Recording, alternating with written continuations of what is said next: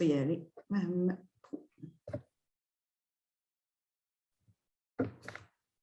C'est bon? Oui. Donc, bonsoir tout le monde. On est heureux ce soir de pouvoir vous faire une petite présentation de notre école. Je vous explique un petit peu le contexte. En mai, habituellement, c'est une rencontre qu'on fait avec les parents pour vous informer un peu du fonctionnement de l'école Beau-Rivage au secondaire. Puis, l'année dernière, dans le contexte, on ne pouvait pas vous inviter à venir à l'école. Cette année, en nous, on avait encore des directives de limiter le nombre de gens à l'école. Donc, on a pris la décision de vous informer, de vous donner quand même les informations, puis de pouvoir vous donner l'occasion qu'on réponde à vos questions en se présentant ce soir, puis en vous expliquant le fonctionnement de l'école. Donc, je suis heureuse de voir qu'il y a 96 personnes ce soir qui sont branchées. Donc, déjà, ça fait toute la différence là, dans la réussite de vos enfants. Vous savez que... oups, il y a un message. Justine, c'est toi qui vas t'occuper des messages.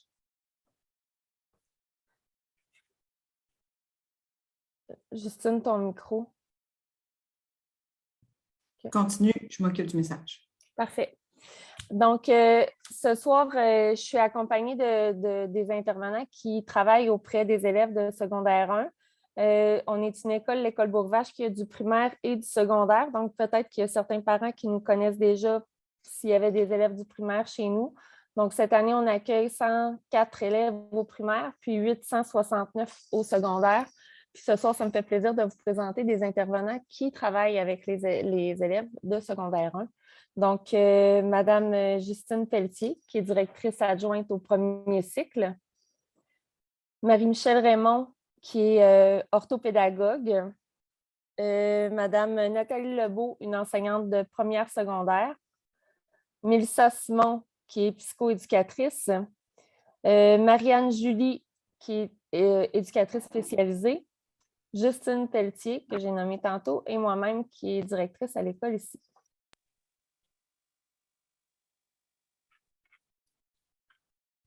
Je m'occupe de la présentation du déroulement de la rencontre. Donc, Mme Pro vous a souhaité la bienvenue. J'admets quelqu'un en attendant. Ensuite, on va vous présenter la structure, les services et le personnel de l'école. En fait, les intervenants qui auront à graviter de plus près avec vos enfants. Ensuite, un point particulier sur comment préparer le passage au secondaire. C'est un passage qui est important, là, le primaire vers secondaire. Des trucs et astuces pour bien commencer la prochaine année scolaire. Puis, on prendra le temps à toute fin de répondre à vos questions. Donc, si jamais vous avez une petite question qui vous vient à l'esprit, prenez-la en note ou gardez-la en tête pour qu'on puisse y répondre là, à la fin de la présentation. Je cède maintenant, je retourne la parole à Mme Brou. Justine, est-ce que tu veux faire avancer la diapo?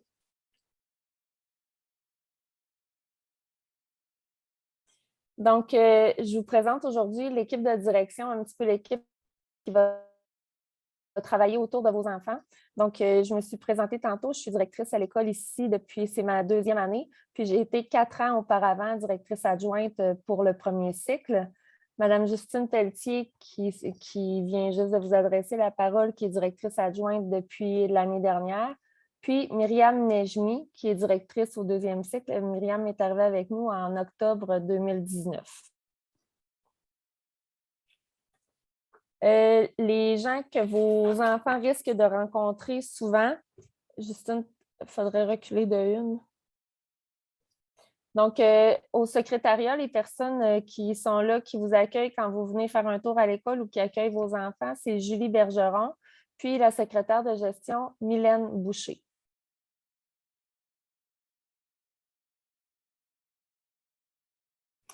Au niveau des services complémentaires, je vous ai dit tantôt qu'on avait des personnes ce soir qui étaient là, qui avaient un rôle, qui sont des professionnels qui travaillent avec vos enfants. Il y en a d'autres. Donc, je vous ai nommé Mélissa Simon, qui est la psychoéducatrice, la technicienne en éducation spécialisée, Marianne Julie, est ici ce soir si vous aviez des questions. Marianne était la TES qui était en secondaire 1 l'année dernière. Cette année, c'est Josiane Fontaine qui va s'occuper des élèves de secondaire 1. Marianne a suivi ses élèves en secondaire 2. Donc, Josiane ne pouvait pas être présente ici ce soir, mais c'est elle qui va travailler avec vos enfants. Marie-Michel Raymond, qui est orthopédagogue. On a 3 orthopédagogues à l'école. Marie-Michel est celle qui va s'occuper des élèves de secondaire 1 et de la transition, puis de s'assurer que les dossiers pour nos élèves qui ont des particularités ou des difficultés suivent. Conseillère en orientation, Sandra Corcoran. Une infirmière, Mélanie Ferland. Une travailleuse sociale, Christine Brochu, qui est remplacée présentement par Marianne Lavry. Madame Brochu revient en novembre.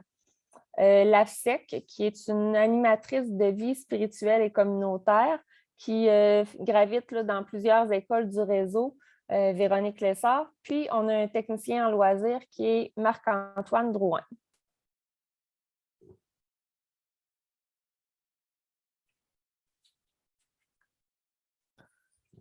Donc, il y a aussi d'autres personnes qui vont travailler, que vos enfants vont côtoyer. Donc, Marie-Michel McKnight, qui est la technicienne en documentation à l'école, qui travaille à la bibliothèque.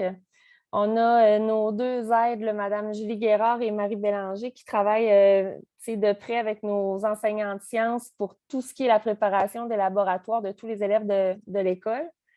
On a un partenaire policier, Alain Desmeules, qui vient faire des interventions à l'école, mais qui est aussi un agent là, de prévention dans l'école. Donc, on fait beaucoup d'activités avec lui en prévention. Madame Josée Bergeron, qui est surveillante d'élèves. Puis cette année, là, au secondaire, on va avoir 2 autres surveillants qui sont Madame Karen et Monsieur Stéphane qui vont être là aussi. Puis, on a des enseignants ressources dans les matières en français, mathématiques, anglais. Puis, pour ce qui est de l'accompagnement de tous les élèves qui ont des outils technologiques pour permettre la réussite. Là, si vous avez des questions ou si vous avez des interrogations, Justine, est-ce qu'ils font en cours de présentation ou on attend la période de questions à la fin? Bien, en fait, on peut peut-être attendre la période de questions à la fin pour que ce soit plus fluide, mais si jamais il y a vraiment quelque chose qui vous brûle les lèvres, n'hésitez pas à écrire dans la discussion. Vous pourrez peut-être y répondre au fur et à mesure. Merci, Madame Proulx. Ça me permet, moi, d'introduire les services professionnels. En fait, on va venir clarifier les rôles de chacun. Les personnes vous ont été présentées et ça débutera avec Marianne Julie au niveau du service d'éducation spécialisée qui vous parlera de son rôle et de l'accompagnement qui est fait auprès des élèves là, par les éducateurs spécialisés. Marianne Julie, la parole est à toi. Oui, bonsoir à tous. Donc, Marianne Julie, je suis éducatrice spécialisée. Je vais bientôt faire ma 15e année à Beau-Rivage. Donc, je connais le monde beaucoup du secondaire. Mon rôle à moi principal au secondaire est un rôle d'encadrement. Ça peut être pour encadrer des élèves, ça peut être pour aider des enseignants ou encore pour soutenir vos enfants dans des périodes plus difficiles lorsqu'ils ont besoin de conseils ou encore pour réfléchir. Et puis, je peux travailler aussi avec eux autres pour trouver des outils en ce qui concerne leur réussite scolaire, la gestion du temps, puis les relations avec les adultes qui parfois sont difficiles. Donc, c'est un peu tout ça là, que je fais à l'école et j'aime beaucoup travailler en équipe, que ce soit avec mon équipe école ou encore avec les parents. Donc, en tout temps, là, si quelque chose à la maison, vous avez des questions, vous avez des doutes ou des incompréhensions, bien, vous pouvez communiquer avec nous. Ça va nous faire plaisir de discuter, puis ainsi peut-être trouver des solutions ensemble ou encore cheminer ensemble pour que votre enfant soit mieux. On fait un travail en équipe toujours, puis comme ça, l'enfant est gagnant, puis le parent aussi sur toute la ligne. Donc, c'est ce qui concerne mon rôle à l'école. Merci. Je cède ensuite la parole à Mme Marie-Michel Raymond, orthopédagogue. Donc, bonsoir tout le monde. Ça me fait plaisir de vous rencontrer ce soir en virtuel. Alors, moi, mon rôle, là, ça ressemble. Bien, pour débuter, je précise que ça fait à peu près 10 ans que je suis à Beau-Rivage. Donc, aussi, j'ai une bonne expertise au secondaire. Puis, au niveau de l'orthopédagogie, c'est vraiment un soutien pour la réussite des élèves, autant en français qu'en mathématiques, puis sur le plan des méthodes de travail. Donc, on intervient principalement soit dans la classe auprès de tous les élèves, en sous-groupe ou en individuel. On fait aussi du soutien là, auprès des enseignants. Puis, on fait des évaluations sur des difficultés. Si jamais des fois il y a des choses qui nécessitent un support, bien, on va évaluer les difficultés des élèves pour leur venir en aide. Merci beaucoup, Marie-Michel.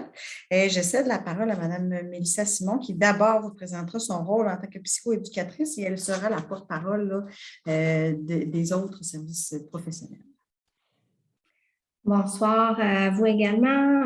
Je suis heureuse d'être là ce soir. Puis, pour ma part, j'entends marquer ma 5e année là, comme psychoéducatrice à l'école au Rivage. Puis avant, j'étais éducatrice spécialisée. Donc, je connais dans les écoles secondaires. Là, fait que ça fait longtemps que je suis dans le domaine scolaire. La psycho, qu'est-ce que le service en psychoéducation peut offrir à votre élève, à votre enfant, excusez-moi. En fait, c'est un rôle conseil là, beaucoup auprès de l'équipe école. Donc, je suis souvent sollicitée pour conseiller les enseignants, ça peut être les surveillants, les éducateurs spécialisés, en fait, tout le monde du personnel qui travaille à l'école par rapport à différentes problématiques qui peuvent survenir. C'est aussi faire des suivis qui sont de courte durée. C'est sûr qu'on, dans le cadre du scolaire, on ne peut pas faire de thérapie, mais on peut faire des suivis qui sont plutôt de courte durée où on va analyser la problématique avec le jeune puis veiller à trouver des stratégies là, pour qu'il puisse mieux cheminer puis atteindre les objectifs.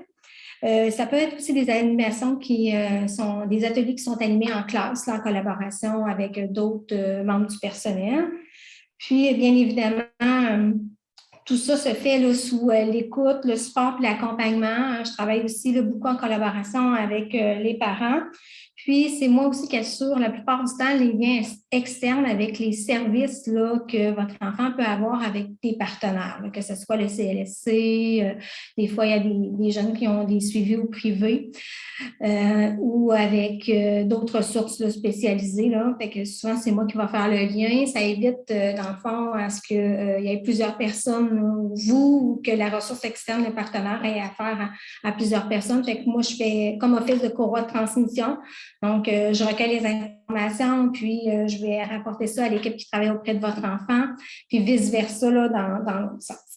Bien évidemment, là, mon service est confidentiel, là, donc c'est sûr que on va divulguer l'information quand on va juger que c'est nécessaire pour faire le travail des autres personnes. Sinon, ben moi, je garde dans le fond les informations là, quand je juge que c'est pas pertinent là, pour les interventions. Donc, ça fait le tour du service en psychoéducation. On irait avec le travail de la travailleuse sociale. Elle va davantage intervenir auprès de l'élève et de sa famille pour divers mandats. Ça peut être pour travailler la communication qui est plus difficile ou favoriser une meilleure relation entre l'adolescent et ses parents. Puis ça peut être aussi d'intervenir s'il y a des conflits familiaux. Bien évidemment, on va utiliser différentes stratégies comme l'écoute, le support, l'accompagnement, puis le service est également confidentiel. La travailleuse sociale est rattachée au CLSC Alphonse Desjardins, donc c'est pas, mais son bureau est dans l'école, donc c'est facile là, pour un élève qui veut consulter là, d'aller voir la travailleuse sociale, ça facilite plutôt que d'avoir à se déplacer au CLSC. Pour ce qui est de l'infirmière,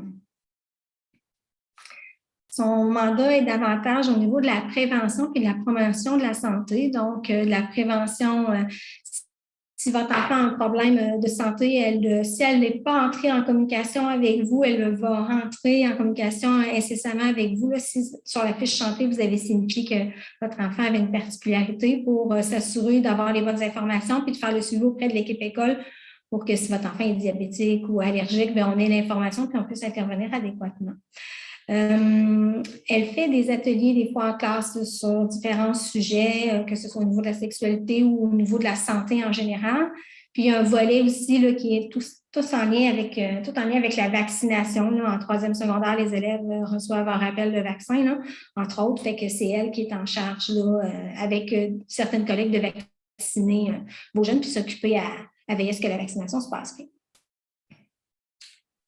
Pour ce qui est de l'AFSEC, donc de l'animatrice de vie spirituelle et d'engagement communautaire, comme Mme Proulx vous l'expliquait tantôt, elle, souvent, elle connaît déjà votre enfant parce qu'elle est allée dans son école primaire. Là. Fait que son mandat, c'est davantage de favoriser l'engagement communautaire, de faire réfléchir sur le sens qu'a la vie, sur une meilleure connaissance de soi. Puis à chaque niveau scolaire, dans le fond, elle a une thématique qu'elle doit travailler là, avec les élèves. Donc, elle voit, de façon générale, là, je crois que les élèves de secondaire 1 vivent 2 ou 3 ateliers là, dans l'année avec Véronique à différents moments. On ira avec la conseillère d'orientation. Donc, son rôle est davantage, dans le fond, de favoriser, c'est en lien avec le cheminement scolaire, donc de travailler sur la connaissance de soi, la motivation. Elle peut intervenir auprès des élèves des fois qui sont plus démotivés, qui trouvent un peu, qui ont une perte de sens là, par rapport au fait de venir à l'école tous les jours. Fait que le fait de mieux se connaître, de savoir, d'avoir un projet professionnel, de connaître davantage le monde professionnel puis le monde scolaire, bien, ça peut motiver les élèves. Puis elle va donner de l'information puis du support aux parents là, avec tout ce qui est en lien justement avec les parcours scolaires, avec la formation là, professionnelle en lien avec un DEP ou avec le cégep. Fait que c'est sûr que elle travaille davantage avec les élèves du 2e cycle, mais elle fait quand même des ateliers là, davantage sur la connaissance de soi avec les élèves là, de secondaire 1 pour que justement préparer le chemin là, pour que ça soit plus facile pour eux là, de définir leur projet professionnel pour avoir une idée dans quel domaine ils veulent aller plus tard. Merci, Madame Simon. Pour présenter le rôle du conseiller d'élèves, j'ai introduit Madame Nathalie Lebeau, enseignante de français en première secondaire. Bonjour à tous, ça me fait plaisir d'être là aussi aujourd'hui, ce soir. Aujourd'hui, je vais vous présenter les conseillers. Donc, le conseiller est une personne ressource pour votre enfant. Chaque groupe a son conseiller, donc votre enfant va avoir un conseiller attitré à lui. Le rôle du conseiller, je vous dirais, c'est d'établir un lien avec votre enfant et de faire en sorte qu'il se sente en confiance s'il y a un problème quelconque. Donc, il va faire aussi un terme de médiation s'il y a un petit problème. Et il va être là au plan d'intervention, il va être là pour intervenir autant pour la réussite que le comportement. Donc, je vous dirais que le conseiller est vraiment la personne ressource pour votre enfant.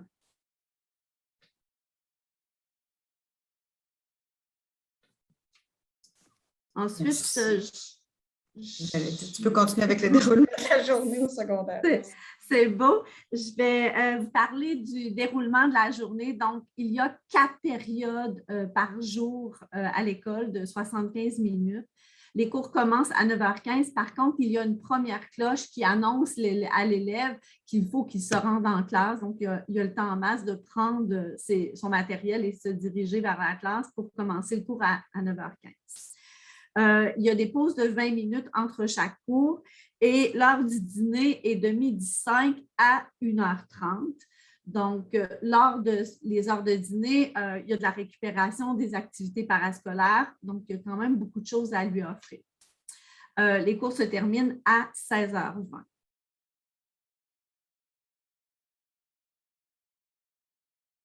La période du midi, donc ce que je vous disais, de 12h05 à 13h30, donc 85 minutes. Pour certains élèves, c'est très long.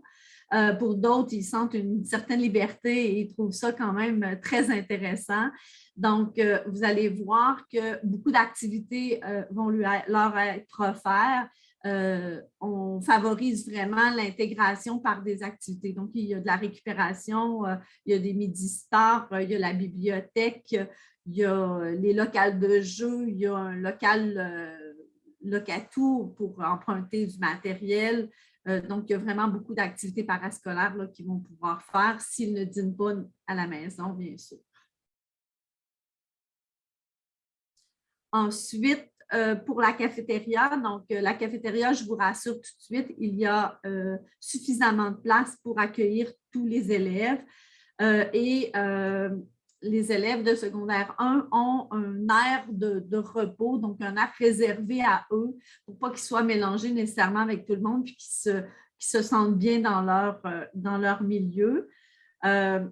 Ce que je vous dirais qu'il faut peut-être faire attention aussi en première secondaire, puisqu'au primaire, c'est différent. Quand ils mangeaient à l'école, ils ramenaient les choses qu'ils n'avaient pas mangées, mais au secondaire, il n'y a pas cette gestion-là. Donc, peut-être être attentifs à ce qu'ils mangent bien parce que leur réussite est importante là, pour la suite, là, pour l'écoute, etc. Il y a aussi des possibilités d'acheter des cartes de repas à la cafétéria. Donc, c'est 5,80 pour 10 repas ou 5,95 par repas. Donc, vous allez avoir sous peu la liste des menus. Donc, vous allez pouvoir faire les choix nécessaires. Merci beaucoup, Nathalie. J'enchaîne avant de repasser la parole à Marianne-Julie pour la présentation des règles de vie. Pour vous mentionner, là, Nathalie a fait mention des activités parascolaires qui sont nombreuses.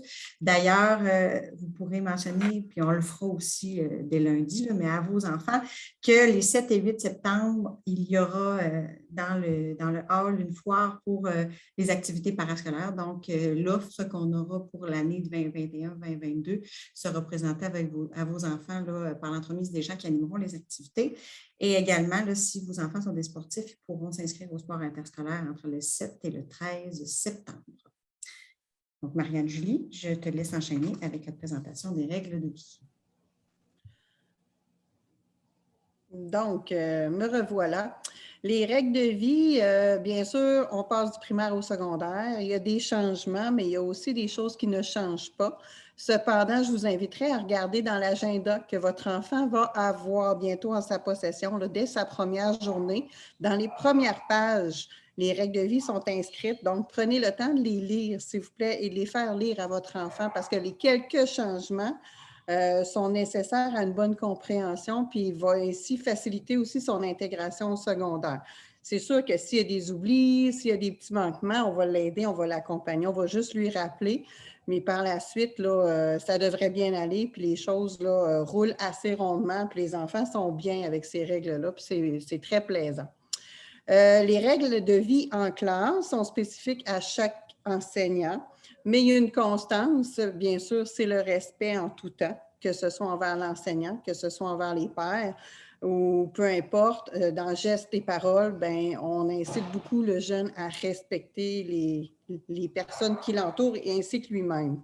Nos valeurs à l'école secondaire Beau-Rivage, on en est très fiers, c'est la bienveillance, l'appartenance et la persévérance. Donc, ce n'est pas des valeurs qui vous sont inconnues, mais tout au long de son parcours scolaire, vous allez retrouver ces valeurs-là dans notre enseignement puis dans nos accompagnements. Donc, c'est en ce qui me concerne, c'est ça.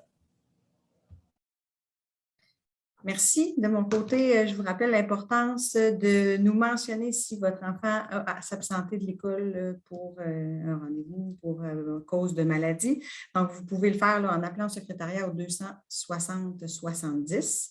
Vous pouvez laisser un message en tout temps 24 heures sur 24 ou à l'adresse courriel qui est indiquée ici, donc à madamejosé.bergeron@csnavigateur.qc.ca. De notre côté, c'est sûr que si on n'a pas eu de nouvelles de votre part, on va entrer en contact avec vous pour vérifier si vous motivez ou non l'absence de votre enfant. Puis, sachez que c'est sûr que c'est mieux que vous le fassiez pour pas que votre enfant vive une conséquence qui est une retenue à l'heure du dîner pour une absence non motivée. Si vous avez à le faire, faites-le dans les délais prescrits, donc en dedans de 48 heures. Merci beaucoup. Et je retourne au point 3 de notre ordre du jour maintenant avec comment bien préparer le passage au secondaire et qui de mieux placé que Mme Simon pour vous faire cette partie. Merci, Justine. En fait, c'est sûr qu'on est conscient que la rentrée est dans quelques jours, mais je suis certaine que vous avez déjà fait plusieurs choses pour accompagner votre jeune face à cette transition-là. Puis il y a des choses aussi qui se font en continu là, tout au long de l'année, puis dans les peut-être plus de façon intensive dans les premiers jours, mais que vous pouvez continuer tout au long de l'année pour aider votre enfant à faire en sorte que son début de secondaire se passe bien. En tant que parent, une chose que vous pouvez faire, c'est vraiment, là, en fait, c'est que vous êtes le pilier, hein, vous êtes la personne qui demeure présente dans sa vie tout au long de celle-ci, donc vous êtes sa sécurité. Donc, c'est vous qui connaissez votre enfant, vous êtes le mieux placé pour voir puis anticiper qu'est-ce qui va l'aider. C'est quoi les forces là, qui vont faire en sorte que ça va bien se passer. Puis en même temps, bien, qu'est-ce qui risque d'être un petit peu plus difficile. Fait que ça peut être de le préparer, de discuter avec lui là, des choses que vous pensez qui vont l'aider. Hein, pas juste parler des difficultés, mais miser sur ses forces. Ça fait en sorte aussi que l'élève se sent plus sécure et mieux préparé. Puis, vous êtes aussi un guide, hein? Vous êtes, même si des fois, ils ne nous font pas vraiment savoir, parce que rendu au début de l'adolescence, des fois, les amis deviennent plus importants, qui nous laissent paraître que les amis sont plus importants que les parents. N'en demeure pas moins que chaque petite chose que vous pouvez semer va faire sa petite place, puis va finir par germer. Fait que c'est important que vous continuez d'être présent, puis de s'informer là, sur comment se passent ces journées, quels amis qu'il a eu, comment il a trouvé ses journées, qu'est-ce qu'il a fait. Puis des fois, c'est vrai que les adolescents ont tendance à être un peu bavards, mais n'hésitez pas à poser des questions ouvertes, pas des questions qui peuvent répondre juste par oui ou par non. Fait que ça peut faire en sorte que ça va ouvrir le dialogue vers d'autres choses qui peuvent vous laisser des petites pistes qui vont vous permettre d'ouvrir la communication. Donc, n'hésitez pas à le faire. Des fois, on entend les parents qui se sentent un peu mal à l'aise là, parce qu'ils disent bon, on est rendu au secondaire, on va le laisser prendre son autonomie et tout ça, mais le jeune a encore besoin de vous. Votre jeune a vraiment besoin de vous. Votre adolescent compte sur vous, même s'il ne vous le laisse pas paraître, il peut vous démontrer qu'il trouve ça achalant et que vous le talonnez. Là, n'hésitez pas à le faire. Là, on constate à chaque année que les parents qui le font, ça fait une grande différence là, dans la vie de leurs jeunes, puis la transition se fait beaucoup mieux. Pour ce qui est des facteurs de protection, qu'est-ce qui fait que dans le fond, au plan scolaire, que la transition va se faire plus en douceur? Bien, c'est le fait d'avoir une bonne organisation de son matériel scolaire, avec de l'agenda, du cartable, du casier. Tantôt, Marie-Michel va vous parler davantage de l'utilisation de l'agenda. Mais le fait d'avoir du matériel dans lequel on est capable de se retrouver facilement, de se repérer, dans notre casier aussi, de récupérer rapidement le matériel dont on a besoin pour aller à notre cours, bien, ça fait en sorte que ça peut diminuer le stress là, face à cette transition-là. Fait que ça peut être de prendre le temps là, avant la rentrée, de regarder le matériel avec votre enfant, puis parce que je suis consciente que probablement c'est plus vous qui va avoir préparé le matériel que lui. Là. Non, mais prendre le temps de lui montrer là, le matériel que vous avez fait ou le monter avec lui si ce n'est déjà fait là, pour qu'il se familiarise avec ça. Fait que ça va faire un inconnu de moins. Le fait de participer à des activités parascolaires, tantôt, Mme Pelletier vous a parlé de la foire, là, des activités parascolaires qui vont avoir lieu là, au début du septembre, mais plus un jeune s'implique dans son milieu, participe à la vie étudiante, participe aux activités, bien, plus ça fait en sorte que le jeune va développer un sentiment d'appartenance à son école, puis il va avoir du plaisir. Mme Legault, tantôt, elle disait qu'il y avait des activités pour tous les goûts, là, plus la vocation artistique, sportive, intellectuelle. Donc, plus il va faire ça, plus il va se sentir bien, puis vous allez voir que rapidement, il va s'adapter à ce nouveau milieu. Identifier une personne de référence, surtout dans une période plus difficile. Donc, le fait qu'il puisse se référer à un adulte en école en qui il a confiance et qui pourrait aller voir s'il y avait une difficulté quelconque, bien, ça va faire en sorte de diminuer le stress et l'anxiété.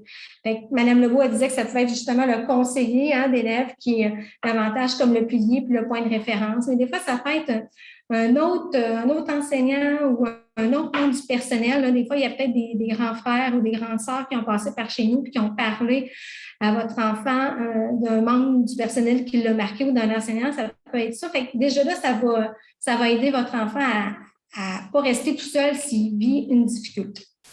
Puis, la clé, bien, en fait, c'est l'investissement de l'élève. Hein. C'est sûr que vous, en tant que parent, vous pouvez être là pour l'accompagner puis le soutenir. L'équipe école aussi, elle va être là.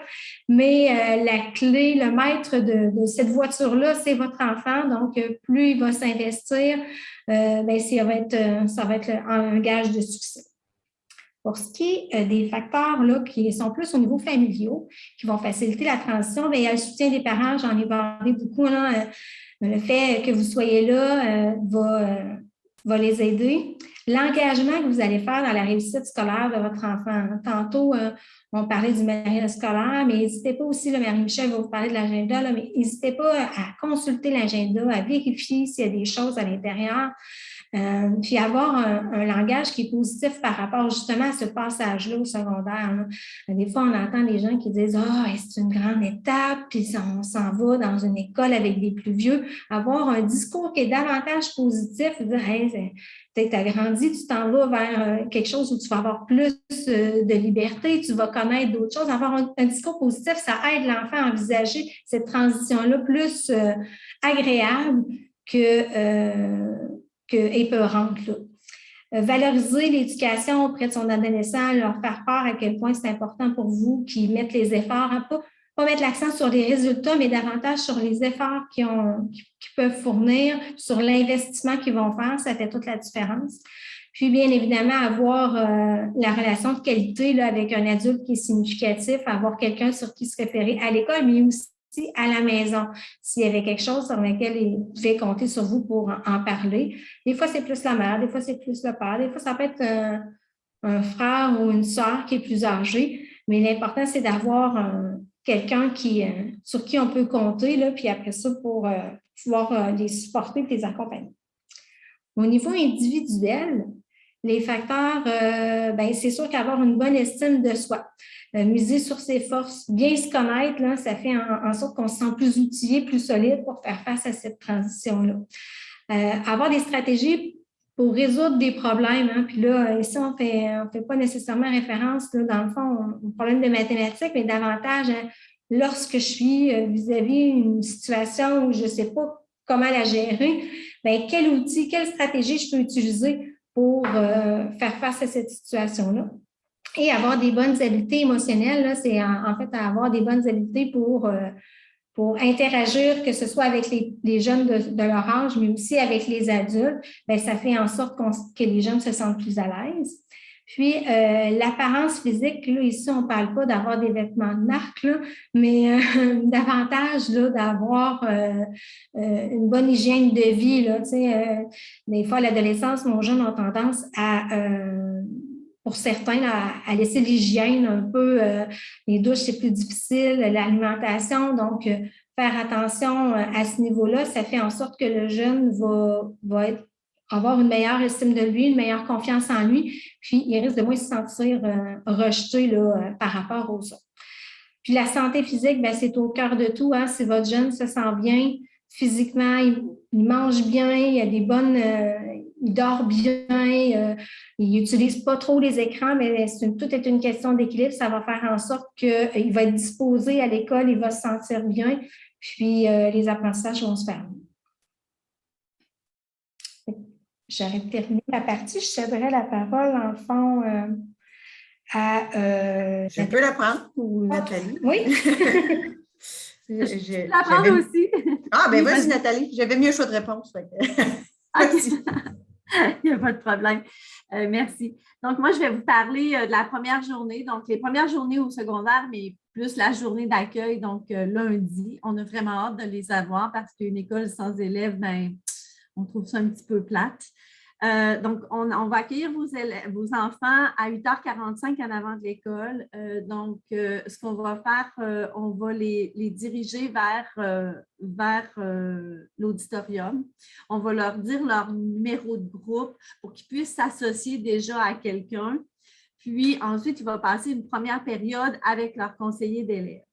Donc, la première période, conseiller d'élèves, habituellement, on fait visiter l'école. Cette année, on a décidé de faire un petit rallye pour que ça soit plus agréable puis que l'élève se sente un petit peu mieux et puisse se promener, là, puis essayer de découvrir des choses. Il va y avoir un dîner offert pour eux à la cafétéria. Et par la suite, en après-midi, ça va être des ateliers. Donc, il va y avoir des ateliers pour Classroom et Drive, Echo, un atelier d'agenda, etc. Donc, on va essayer de les outiller le plus possible. Donc, l'horaire du jour 1 est vraiment modifié. Il n'aura pas les cours qu'il était supposé d'avoir au jour 1. Donc, faites-vous-en pas si jamais votre enfant ne peut pas nécessairement le 30 août apporter tout son matériel scolaire parce que ça ne rentre pas nécessairement dans son sac à dos. Donc, faites-vous-en pas avec ça, là. Il va pouvoir le ramener le lendemain. Donc, une petite partie le 30, une petite partie le 31 et il va avoir tout son matériel. Pour ce qui est du matériel, vous avez eu une liste à la fin de l'année, si je ne me trompe pas. Les enseignants ont demandé certaines choses. Habituellement, c'est des enseignants permanents, vous avez tout ce dont votre enfant aura besoin sur la liste. Par contre, il y a des nouveaux quand même qui ont peut-être des petits besoins. Donc, chaque enseignant va rappeler un peu là, ce qu'il aimerait avoir pour que votre enfant soit bien outillé pour l'année. Merci, Nathalie. Ensuite, on va enchaîner avec, poursuivre dans quelques trucs et astuces pour bien commencer l'année. On discute de l'agenda devoirs et leçons avec Mme Marie-Michel. Je vais vous parler d'un outil super important là, pour vos enfants. Il s'agit de l'agenda. S'il y en a un qu'on considère important, c'est vraiment celui-là. Donc, c'est vraiment une habitude importante à développer, là, de le consulter régulièrement pour vos enfants et même pour vous, pour prendre connaissance de ce qui est à faire, comme le mentionnait tantôt Mme Simon. Donc, nous, ce qu'on va faire, notamment lors de la première journée, là, on a parlé tantôt d'un atelier agenda, les élèves vont être invités à compléter une partie de l'agenda en inscrivant le cours là, pour chacune des journées. Donc, ça, si vous voulez l'encourager à poursuivre ce travail-là à la maison, là, je vous dirais que c'est un incontournable là, pour les aider à bien s'organiser. Comme ça, quand ils ouvrent leur agenda, prendre en note les devoirs, ça va vite, le cours est inscrit, puis ça se passe rapidement, puis c'est efficace de cette façon-là. Outre les devoirs, les leçons, on peut aussi les encourager à inscrire des activités. Donc, s'ils ont des activités parascolaires en soirée ou des choses sur l'heure du midi, on peut les inscrire comme ça, ils s'habituent à bien gérer leur horaire. Donc, ça, c'est un autre petit truc qu'on voulait vous donner. Puis, nous, on va aussi insister auprès des élèves là, pour qu'ils écrivent le devoir la journée où ils le reçoivent, puis leur donner des astuces là, pour finalement s'organiser, savoir qu'est-ce qui est fait. Bon, on peut souligner quand le travail est fait, on peut se mettre une petite étoile, des choses comme ça pour les aider à bien gérer cet outil-là. Ça va pour l'agenda. On va passer aux devoirs et leçons. Donc, juste faire un autre petit lien avec l'agenda par rapport aux leçons, plus particulièrement par rapport à l'étude. Vous allez voir, on a intégré dans les premières pages des aides-mémoires par rapport à l'étude. Donc, il y a plusieurs stratégies qui sont proposées aux élèves. C'est des stratégies qui sont jugées efficaces là, pour rendre l'étude rendre ces moments-là le plus payants possible. Donc, nous, on vous invite vraiment à prendre le temps là, de regarder ça avec vos enfants. Puis, n'hésitez pas à les aider à étudier, soit en leur posant des questions après qu'ils aient étudié pour savoir s'ils ont bien retenu la matière. Là, des fois, on pense au secondaire qu'ils sont capables tout seuls, mais nous, ce qu'on constate, c'est que ça fait vraiment une grosse différence là, si vous leur donnez un coup de pouce à ce niveau-là. Puis, c'est ça. Aussi, au sujet des devoirs et leçons, un peu comme au primaire, on suggère qu'ils se fixent à peu près la même période chaque jour pour qu'ils mettent ça dans leur routine de faire leurs travaux à la maison. Donc, c'est facilitant d'avoir pas mal la même plage horaire à tous les jours. C'est ça, tout va être noté dans l'agenda au niveau des devoirs et leçons. Donc, vous avez le droit de consulter tout ça là, pour savoir le travail qui est à faire.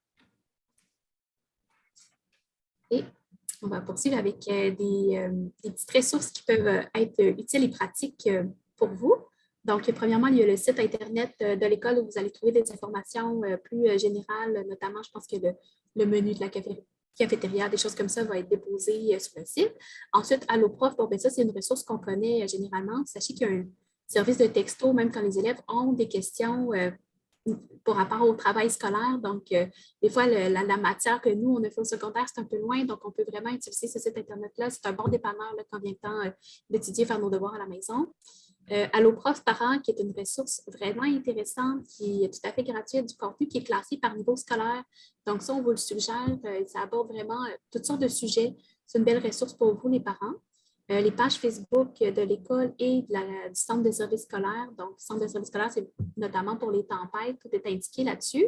Puis la page de Facebook de l'école est super intéressante. Là, quand il y a des activités, il y a des photos qui sont publiées, toutes sortes d'informations qui sont données aussi sur cette page-là. Donc, on vous invite à vous abonner. Il y a le portail ECHO. qui est un outil bien intéressant pour avoir les résultats des évaluations, des travaux qui sont faits. Ensuite, on peut écrire des courriels à partir du portail éco aux enseignants et aux autres intervenants de notre enfant. Puis, il y a aussi des observations des enseignants ou des autres intervenants qu'on peut consulter s'il y a des observations qui ont été faites à propos de votre enfant. Donc, c'est un des moyens de communication qui est à privilégier. Et finalement, il y a Google Classroom que peut-être que vous avez connu l'année passée avec tout le contexte qu'on connaît. C'est encore un outil qui est utilisé en fait par les enseignants, là, notamment pour faire certaines activités éducatives, pour déposer des documents des fois que les élèves peuvent avoir de besoin pour réaliser certaines choses. Donc, ça, c'est un autre outil qui va être utilisé à l'école. Voilà. Merci beaucoup, Marie-Michel. Là, je prenais le temps de répondre aux questions dans la discussion, mais là, je ne pense pas avoir pu répondre à tout le monde. Je fais la diapositive, les diapositives qui vont suivre. Là. Sinon, je reprendrai le fil de la discussion pour qu'on puisse répondre de vive voix là, pendant la période des questions. Justine, est-ce que tu me permets une intervention? Oui, absolument. Allez-y, madame. Juste pour que ce soit clair, j'ai vu les questions dans le chat. Pour la première journée, c'est les enseignants et le personnel de l'école qui va être sur le terrain de l'école dès 8h45, mais votre enfant va arriver par son autobus habituel. Donc, on va attendre que tout le monde arrive, puis on rentre dans l'école après. Mais s'il y a des autobus qui arrivent plus tôt, parce qu'on sait que le premier matin, des fois, le trajet d'autobus, eux autres, ils ont évalué une durée, mais ça se peut qu'ils arrivent un petit peu plus tôt. Donc, nous autres, il y a du personnel à partir de 8h45 dehors. Votre enfant arrive par son autobus habituel. Pour nos marcheurs, on leur demande de ne pas arriver avant 8h45. L'autre précision par rapport au dîner, c'est que depuis quelques années, aux élèves de secondaire 1, le premier midi, on offre le dîner pour que tout le monde dîne ensemble. Puis, l'ensemble des intervenants de secondaire 1 dînent avec eux aussi. Ce que ça permet, c'est que les enfants, des fois, peuvent avoir peur d'être seuls le premier midi ou avoir peur de ne pas connaître quelqu'un. Donc, le fait d'offrir le dîner, bien, ça fait qu'automatiquement, ils ont des gens pour dîner avec eux.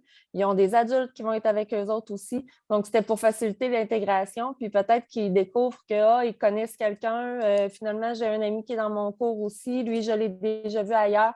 Donc, c'est pour faciliter l'intégration. Puis les seuls élèves qui sont dans l'école cette journée-là, c'est nos élèves du primaire, 5e, 6e année, et les élèves de secondaire 1. Donc, cette journée-là, s'ils se perdent, ce n'est pas grave. Il y a des élèves, il y a des profs partout. On leur montre que l'école est faite en carré. Donc, ils ont tout l'espace pour eux autres. Je pense que Justine, ça faisait le tour des questions du chat. Oui, c'est ça.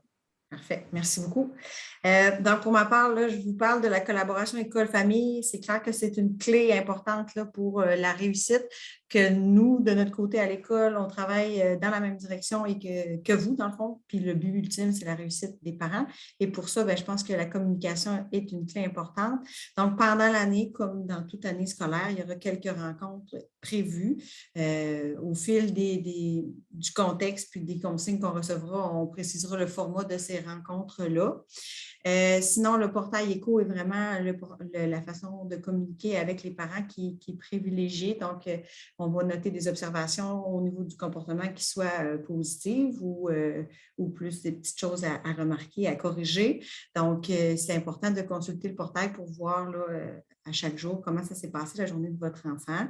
On peut aussi corriger les interventions qui sont faites auprès d'eux. Leur horaire peut être consultable aussi dans le portail éco Devoirs et leçons. L'agenda, c'est un outil primordial d'organisation pour l'élève et aussi un outil pour vous pour pouvoir suivre votre enfant dans sa réussite scolaire. Donc, n'hésitez pas à demander à le consulter. Le courriel, donc par éco, vous pouvez communiquer avec nous par courriel. Là, vous avez dans l'onglet Messages le nom de chacun des enseignants et la matière qu'il enseigne. Donc, c'est facile pour vous de cliquer et d'adresser un message à l'enseignant ou à la direction de votre enfant. Donc, si vous avez à nous faire part de quelque chose, vous pouvez communiquer avec nous par courriel. Il y a toujours le bon vieux téléphone. Donc, on va demander à nos enseignants que si jamais le courriel, ça ne fonctionne pas, que c'est moins convivial, bien, de vous contacter, mais vous pouvez aussi nous appeler ici. Ça nous fait plaisir de vous répondre à vos questions. Et périodiquement, vous recevrez l'écho de Beau Rivage avec toute l'information qui est pertinente à avoir sur l'organisation scolaire, sur les moments importants dans l'année, comme vous en avez reçu un là, récemment concernant la rentrée scolaire. Donc, je reviens en finissant cette diapositive-là en disant que je pense que la clé de la réussite, c'est de travailler de concert l'école et la famille. Sinon, pour finir, là, pour vous démontrer quelles sont les choses qui sont faites là, pour assurer une bonne transition ou un bon passage entre le primaire et le secondaire. En mai, on a fait, les enseignants de vos enfants nous ont partagé les informations qui étaient pertinentes à savoir pour qu'on connaisse les élèves qui nous arrivent. On a un arrimage en mathématiques et en français, donc on prend le temps de repartir d'où ils étaient et de les faire réviser puis de les faire progresser là, à leur rythme. Dès la première journée, les membres du personnel leur seront présentés et pour qu'ils sachent qui sont les personnes de référence, un peu comme on vient de le faire avec vous. La transmission de l'information et les transferts de dossiers se font entre les professionnels. Donc, si votre enfant avait un suivi en orthopédagogie, les orthopédagogues ici en sont informés. On connaît les mesures adaptatives qui sont à leur dossier et leur plan d'intervention est reconduit automatiquement dès leur arrivée au secondaire. Le plan d'intervention sera révisé dans l'année. Donc, mais dès le début, là, vos enfants auront droit à leurs mesures adaptatives, puis on prend le temps de vous rencontrer puis de faire le point au moins une fois dans l'année à ce sujet-là. Et puis, on travaille aussi là, sur le plan pédagogique en réseau avec nos écoles de bassin pour justement là, arrimer le maths et le français, donc pour le passage du primaire vers le secondaire. Sinon, de mon côté, je pense que ça fait pas mal le tour. Je vais retourner à la discussion, mais je vais arrêter le partage d'écran pour que, si vous voulez prendre la parole ou lever la main, qu'on puisse répondre à vos questions. Justine, est-ce que tu me permets de répondre à une question par rapport aux horaires? Oui. Donc, la première journée, parce que maintenant, ce n'est plus possible pour nous d'envoyer les horaires. Dans le fond, on n'a pas le droit d'envoyer par courriel des documents qui ont des données nominatives. Donc, c'est pour ça que l'horaire va leur être remis à leur première journée d'école. Donc, la première journée d'école, on les accueille dehors, on les fait entrer, ils viennent tout le monde à l'auditorium avec leur petit bagage, puis on nomme chacun des groupes le nom des élèves, ils suivent leurs conseillers, puis ils s'en vont en classe. Et en classe, ils vont avoir, là, on va commencer à leur remettre des volumes, ils vont avoir leur agenda, leur horaire. Donc, ça va être remis à la première journée.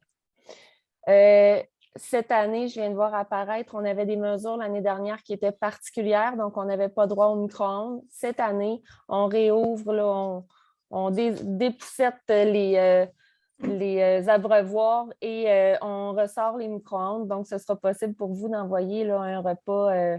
Des parents sont contents, je vois un yé. Donc, vous allez pouvoir envoyer des repas à faire chauffer. L'ensemble des mesures, on vous les a envoyées aujourd'hui par courriel, mais je pense que c'est une belle nouvelle, fait qu'on peut vous le dire. On avait droit cette année de faire une organisation scolaire qui était régulière, donc les élèves vont pouvoir se mélanger pour aller dans les profils qu'ils ont choisis. Puis, ça permet aussi les activités, comme on a dit tantôt. Les seules choses qui sont maintenues, c'est la désinfection des mains à l'entrée dans l'école, à l'entrée de chacun des locaux et le port du masque quand ils sont dans les aires communes, les déplacements, le transport, les corridors. Mais sinon, dans la classe, ils peuvent enlever le masque. Donc, tout ça, pour nous autres, c'est des très belles nouvelles. Et l'année dernière, on a été très, très rigoureux, très, très assidus. Puis ça nous a permis toute l'année de garder la plupart de nos élèves à l'école. Donc, on va le poursuivre cette année. Est-ce qu'il y avait... J'avais vu une autre question, puis... J'ai vu M. Leblond-Donald qui pose la question, étant fraîchement déménagé, y a-t-il une façon de consulter l'heure, l'emplacement pour la prise d'autobus selon le secteur? Moi, de mon côté, je vous inviterai à communiquer directement avec le transport en leur mentionnant votre adresse. C'est probablement la façon la plus rapide si vous n'avez pas accès à Internet et tout ça, là, étant fraîchement déménagé. Est-ce que les masques sont fournis par l'école? Oui, comme en fin d'année l'année dernière, on remettra 2 masques par jour aux élèves. Madame Proulx, corrigez-moi si je me trompe, mais on va fournir là, une petite banque de réserve de masques là, dans des ziplocs, là, comme on l'avait fait, pour que chaque matin, vos enfants puissent avoir un masque propre. Puis à la période 3, là, on leur remettra un nouveau masque pour l'après-midi. J'avais vu une main levée, il me semble. Je ne sais pas, on va aller voir ça, les petites mains levées. Oui, ici. Oui, M. Morin. Oui, c'est Mme Morin, c'était Gat. Pour faire suite à Mme Proulx, ce que vous venez de dire, là, On a eu la lettre de Mme Lemieux aujourd'hui, la directrice générale, au sujet des profils puis le passeport vaccinal. Là. Est-ce que vous entendez, vous gardez les profils sportifs à l'école sans avoir les trop contraintes du ministère? Non, dans le fond, les profils, c'est pendant les cours réguliers. Ce qui va demander le passeport vaccinal, c'est pour toutes les activités parascolaires. Donc, toutes les écoles, toutes les activités qui sont en dehors des heures de cours. Donc, ce qu'on offrait à partir de 16h30.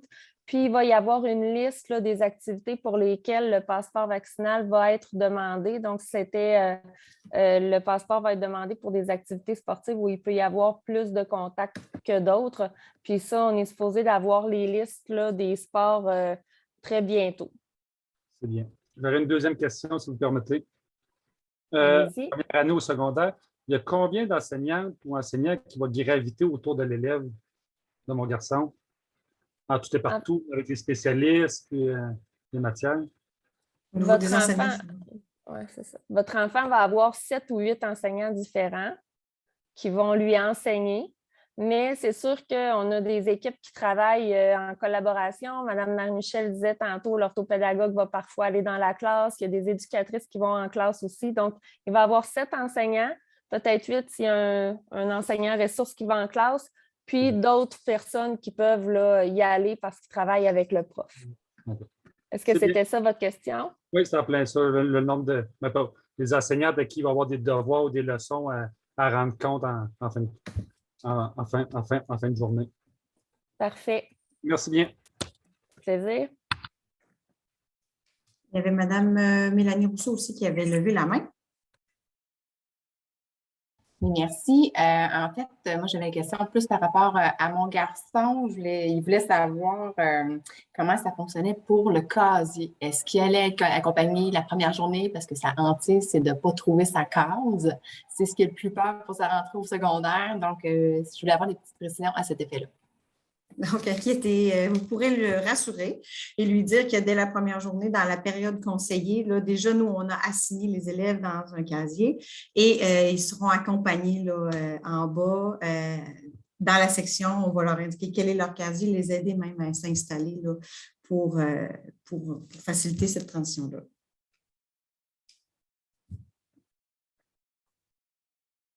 On peut peut-être ajouter, Mme Rousseau, aussi que dans le premier cycle, les élèves de secondaire 1 terminent 5 minutes plus tôt la journée des cours pour pouvoir descendre avant les autres à leur casier. Que si c'est plus complexe d'ouvrir le cadenas puis de faire tout ça, puis ils ont 5 minutes où ils terminent leur cours un petit peu plus tôt pour le premier cycle pour aider à ce niveau-là. Puis l'enseignant qui est avec eux les accompagne. Fait que dans ce temps-là, on est capable d'aider. Si jamais le cadenas n'ouvre pas, ben on a des pinces. Ça arrive. Monsieur Nicolas. Je vois votre bouche bouger, mais votre micro n'est pas ouvert. Désolé. Je comprends que peut-être que c'est une question de la santé publique et que vous n'avez pas la réponse, mais je vais questionner, moi, personnellement, mon enfant, il va avoir 12 ans seulement à la fin du mois de septembre. Là, au niveau du parascolaire, parce que là, techniquement, on ne peut pas le faire vacciner. Est-ce que vous savez si au niveau du parascolaire, ça pourrait l'empêcher de participer à certaines choses ou s'il va avoir une espèce de excusez l'anglicisme, mais une espèce de buffer qui pourrait lui permettre de quand même participer? C'est quelque chose que vous savez? Ou Veux-tu que je réponde? Oui, vas-y. Oui. En fait, on n'a pas, comme je vous disais, là, c'est partiel les informations qu'on a par rapport au passeport vaccinal. Ce que je peux vous dire, c'est que c'est sûr qu'en secondaire 1, on a des élèves qui arrivent puis qui ont 12 ans, comme votre garçon. Fait que ça va être pris en compte aussi. Puis que dans une année où c'est pas une année comme cette année ou l'année dernière, les activités parascolaires, ils débutent pas avant la fin septembre. Donc, il y a la foire, là, comme on vous disait, le 7-8. L'ensemble des enseignants qui offrent des activités dans l'école sont dans l'entrée pour que l'enfant puisse voir un petit peu c'est quoi l'offre qu'il peut avoir. Il peut ensuite s'inscrire, faire ses choix, mais il n'y a pas de début avant la fin du mois de septembre. Donc, dans ce cas-là, je ne pense pas que votre enfant soit pénalisé, puis ça nous permettra, nous autres, d'ici ce temps-là, d'avoir les informations vraiment sur c'est quoi les sports où on le demande, puis comment on fait, nous autres, pour avoir accès à cette information-là, parce que cette partie-là, ce n'est pas encore défini pour nous autres. C'est de l'information qu'on va vous envoyer dès qu'on va l'avoir. Super. Merci beaucoup. Plaisir.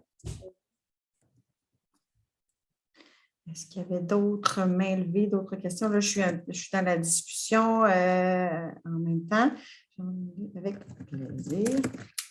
Donc, je remonte. Est-ce vrai? Donc, j'ai vu qu'il y avait possible d'aller aider notre enfant à organiser sa case en soirée. Non, oui, Isabelle, il y a un moment prévu pour ça? Oui, dans le fond, ce qu'on a dit, c'est que pour les parents qui voulaient venir aider, le mardi soir, là, le 30, non, c'est pas le 30, mardi le 31 et mercredi le 1er septembre. Donc, ce sera possible pour vous de venir entre 16h30 et 18h, là, porter des choses dans le casier si vous voulez venir aider votre enfant. Les portes en avant vont être ouvertes, mais vous comprenez que là, cette année, c'était difficile de dire qu'on ouvrait à tous les parents en même temps. Puis, je ne sais pas si vous savez, mais à l'école, on est présentement il y a des travaux dans l'école, donc on va avoir une toute nouvelle cafétéria à partir c'était supposé à partir du 29 août. Ça va être, la cuisine va être prête et réouverte le 15 septembre. En attendant, on va offrir là, un comptoir de sandwicherie, là, panini salade avec breuvage dessert qui va être ouvert jusque-là. C'est ce qu'on avait fait en fin d'année aussi l'année passée. Donc, comme il y avait des travaux puis des chantiers dans l'école, ce n'était pas possible non plus de vous accueillir puis de vous faire entrer avant. Donc, c'est pour ça qu'on vous permet ces 2 soirées-là, le mardi et le mercredi, donc le 31 et le 1er, entre 16h30 et 18h. Les portes vont être ouvertes si vous voulez venir faire un petit tour. Merci. Je pense qu'on est à jour dans les réponses du chat. Là. Si jamais je n'ai pas pu capter là, votre question, prenez la parole là, pour être certaine que je vous réponds. Il y en a une sur la facturation. Est-ce que tu me permets de répondre? Oui, vas-y. Donc, c'est normal que vous ne soyez pas capable de voir actuellement la facture sur ECO parce qu'aussitôt qu'elle va être générée, on va la déposer. Mais là, comme on était encore à revoir les listes de cours là, parce qu'on avait encore des changements à faire, la facture n'est pas faite. Donc, demain matin, elle va être générée et probablement déposée sur ECO et disponible pour vous à partir de lundi. Je laisserai aussi celle sur les billets de cafétéria. Donc, pour les billets pour les repas à la cafétéria, on se les procure comment? Donc, vous pouvez aller directement voir votre enfant va pouvoir aller voir là, une des 2 cuisinières qui est là, celle qui travaille à la cafétéria. Puis, à la caisse, il y a des cartes qui sont disponibles. C'est 58 $ une carte de 10 repas. Puis, sinon, on disait tantôt 5,85 $ pour un repas complet, mais c'est directement à la cafétéria. J'aurais une question, s'il vous plaît, direction. Oui, c'est Evan Morin encore. Est-ce que vous m'entendez? Oui. Oui. Question plus technique, scolaire. L'AGA des parents et les conseils d'établissement vont-ils être en Zoom cette année ou en présentiel ou un mix des deux peut-être? C'est ce qu'on est en train de voir. Là, fait que je vais vous envoyer les informations prochainement. L'AG est prévu le 8 septembre à 19h15. Il y a des parents du primaire là, qui, cette journée-là, vont recevoir des parents là, de 18h15 à 19h15. Puis, on est à réfléchir là, si on fait une formule hybride en ligne seulement. Mais c'est sûr qu'il n'y aura pas seulement du présentiel là, parce que vous comprenez qu'il faut qu'on limite un petit peu le nombre de personnes. Fait que vous allez avoir les informations en début de semaine prochaine. Mais la date est certaine, c'est le 8 septembre à 19h15. Merci bien. Combien de groupes LCI? En première secondaire, on a 2 groupes LCI. Est-ce qu'il y avait d'autres questions? Ma fille est en LCI, quand serons-nous? C'est quoi son profil? Elle pourra, je n'ai pas la liste devant moi, mais elle sera définitivement lundi là, en consultant son horaire et en rencontrant la personne responsable de son profil là, dès la 2e période. Avons-nous accès au menu de la cafétéria? Isabelle, je sais que jusqu'à un certain moment, c'est la formule panini salade jusqu'à temps que la cafétéria soit prête, mais j'imagine que c'est disponible sur le site de l'école en d'autres temps. Exact. Et vous avez été envoyé à la mi-août à peu près en même temps qu'un communiqué. Puis, il est disponible sur le site de l'école.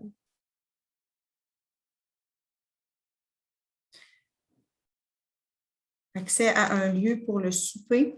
Donc, si est-ce que l'école est ouverte? On me demande si l'enfant a un cours de quelque chose à Beau-Rivage à 17h30, est-ce qu'elle peut demeurer sur les lieux de l'école pour consommer son repas?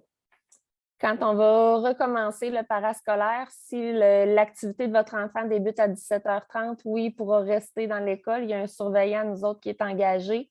Donc, oui, ce sera possible à ce moment-là, mais comme je vous dis, au début de l'année, ce n'est pas avant la fin septembre que ces activités-là reprennent. Est-ce que ça répond à la question?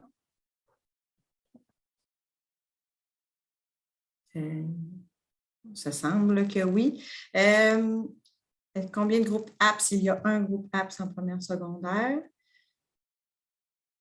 Est-ce que les élèves auront le profil choisi à LCI? Nous avons tenté le plus possible là, de respecter les premiers choix de cours de nos élèves. Donc, majoritairement, là, ça a été respecté. Je n'ose pas m'avancer pour dire 100%, mais je pense que c'est vraiment la majorité qui ont reçu leur premier choix de profil. Je veux juste être certaine que je comprends bien la question. Les élèves qui sont en LCI, qui étaient inscrits en LCI, qui avaient été confirmés, eux autres, c'est sûr qu'ils sont en LCI, mais c'est le profil qui l'accompagnait, que ça, il est possible qu'il y ait eu le premier ou le deuxième choix. Mais si vous avez été confirmé LCI, c'est sûr qu'il est dans le groupe LCI. Est-ce que c'était ça la question?